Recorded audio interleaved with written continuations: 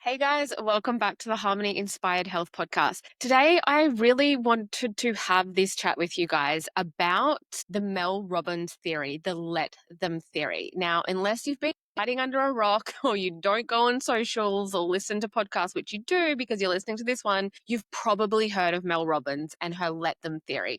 And while it's a great way to frame the idea of letting go, I want to take you guys deeper into the true roots of this wisdom, because long before it became a catchy mindset shift, it was already a foundational teaching in Ayurveda, Eastern philosophy, and even in my own work. And in fact, I've been sharing this exact concept for years through what I call the Karmic versus Dharmic choice principle, with the guiding phrase, their choices, their karma, your higher self move, your dharma. So if you've ever felt frustrated trying to control how people act, respond, or treat you, this episode will shift everything for you, because today I'm going to show you why letting go is actually a power move, not a passive one, and how making a dharmic choice instead of a karmic reaction will transform your peace, your energy, and your life. Let's start with the concept that's been making waves, the let them theory by Mel Robbins. It's simple. Instead of wasting energy trying to change others, just let them be who they are. Stop forcing, stop fixing, stop fighting battles that aren't yours. And honestly, I love this. It's a much needed reminder in a world full of over explaining, over controlling, and overthinking. And I think the way that Mel has come out and said this phrase, it makes it so relatable and so easy and so catchy. And that's why we're all talking about it and we all understand it. She is a master at marketing and very good at what she does by telling stories and being able to simplify sort of deep issues and deep theories and ideas such as this one. Here's what most people don't realize. It's not a new idea. In Ayurveda, yoga, and Buddhism, this is the foundational wisdom, just not in a bite-sized modern package.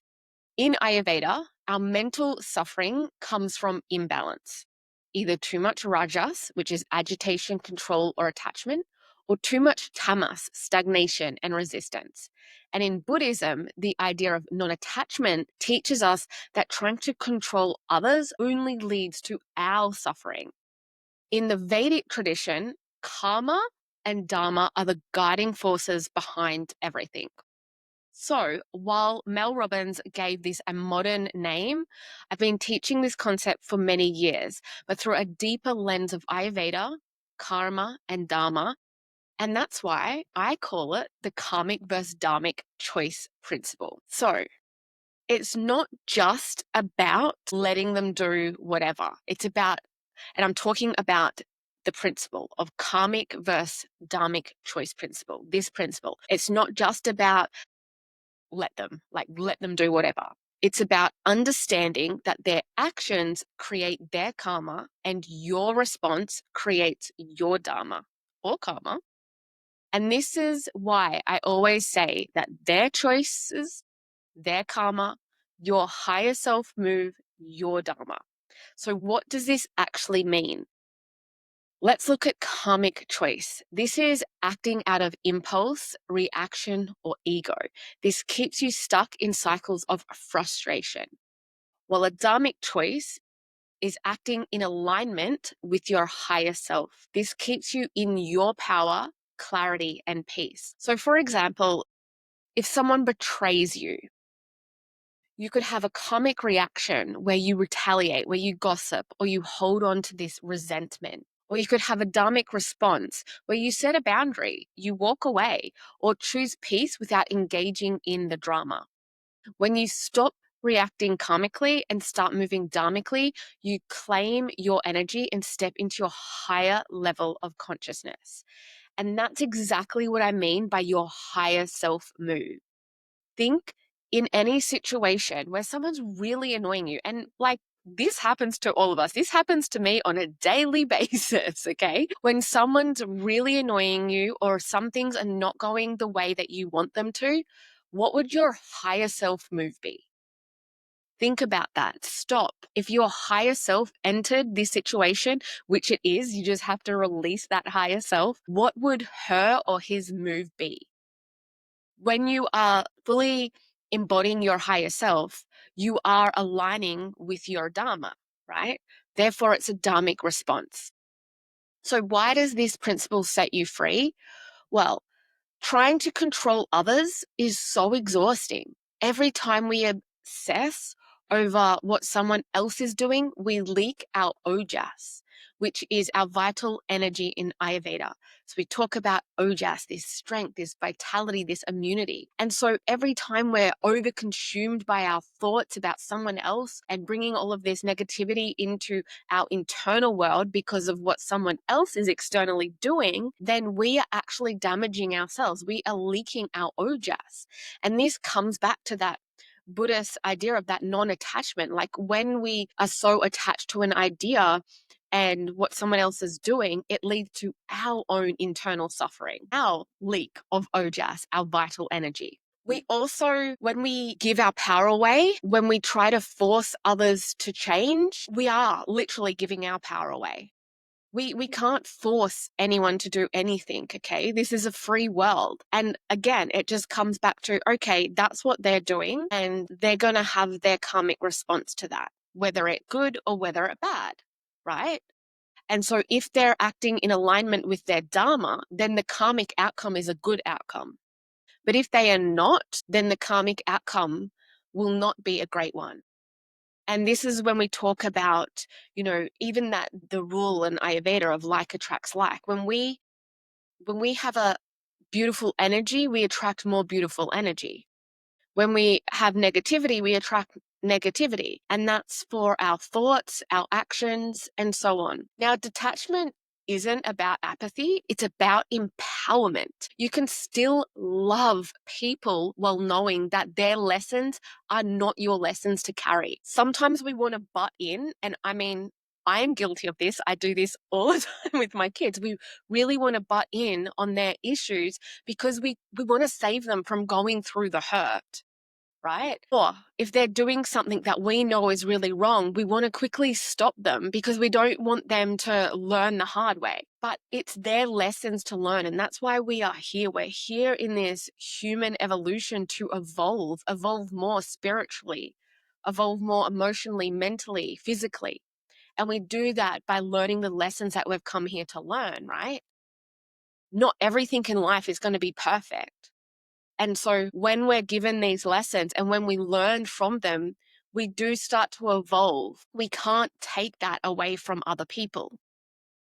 You can still deeply care without needing to control the outcome. And detachment is love in its highest form because it allows people to walk their own path while you walk yours and still deeply loving who they are for who they are. What happens when you actually embody this principle is you stop stressing over things that you can't control.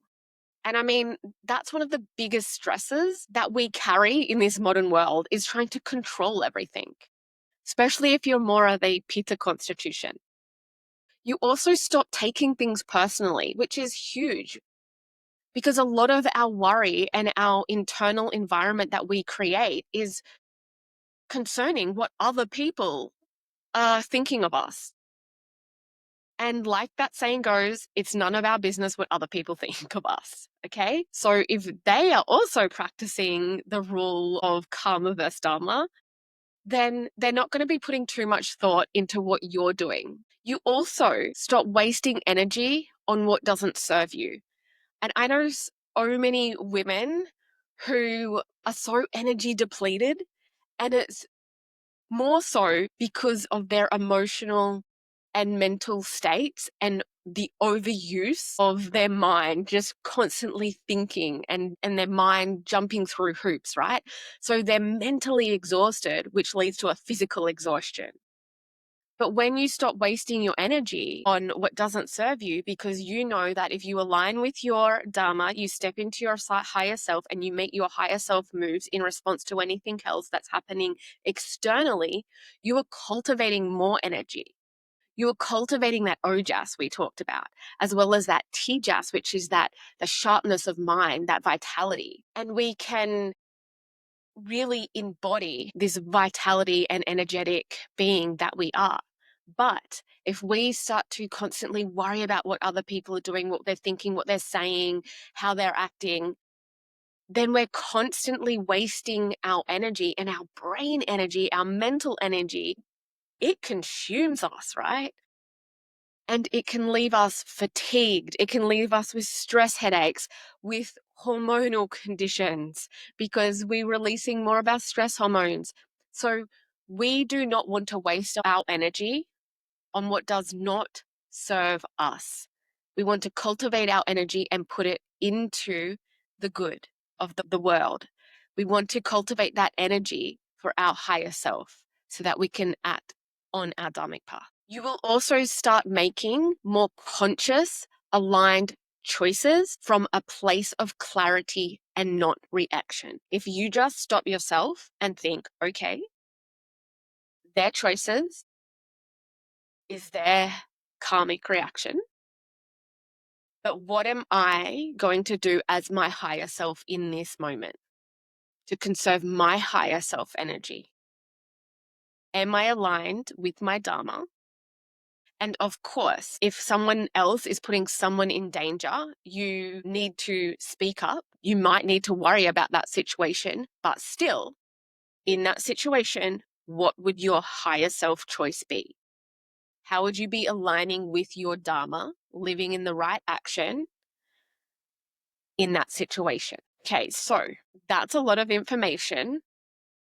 And we understand that the let them, let me theory is deeply rooted in ancient science and wisdom. And it's more about that karmic dharmic response. So, how can we apply this today? Because I know when we hear things like this, we're like, well, that's so much easier said than done. Like, am I really going to be in the middle of this reactive state, thinking as my higher self? Like, how can I shift out of that if I already am someone who really reacts and responds and gets triggered really easily? Well, next time you feel triggered by someone else's action, all I want you to do is just pause. Just go 1, 2, 3, pause. Just give yourself that sacred pause, is what we call it. Because once you have that pause, that tiny little moment, that tiny little second, that is all you need to ask yourself, am I about to make a karmic choice or a dharmic choice? Yeah. If it's karmic, step back, breathe, and choose differently. And again, like I said, karma can be a good choice or it can be a bad choice. But from this standpoint, we're looking at as it giving it a karmic response to overreacting. If it is karmic, step back, breathe, and choose differently. So what would choosing differently look like? It would be choosing a dharmic response, stepping into your higher self and acting from that place. If you take the pause, and if it's a dharmic response, own it and move forward with confidence. If you feel like this is really the choice, the words that are coming from your higher self, what you need to do in that moment, then you need to own it and you need to move forward with confidence. So, what I want you to take from this episode is that you don't have to control them. You don't have to hold onto their choices. You only have to make your higher self move. Because at the end of the day, their choices, their karma, your higher self moves, your dharma. All right, guys, I hope this has inspired you to act from your higher self and align with your dharma. And if this has resonated with you, please take a screenshot and share it on Instagram. Tag me at Harmony Inspired Ayurveda and let me know your biggest takeaways. Or if you have a little phrase or saying that you like to say to help you deal with difficult choices or difficult situations, I would love to hear what that is. And if you want to go deeper into learning Ayurveda, learning the psychology of Ayurveda, this is all stemmed from Ayurvedic psychology, then I do have a free workshop, Intro to Ayurveda for Health and Wellness Professionals, and the link is in my show notes. Namaste, beautiful souls. Remember, align with your Dharma, step into your higher self, and make your higher self moves today.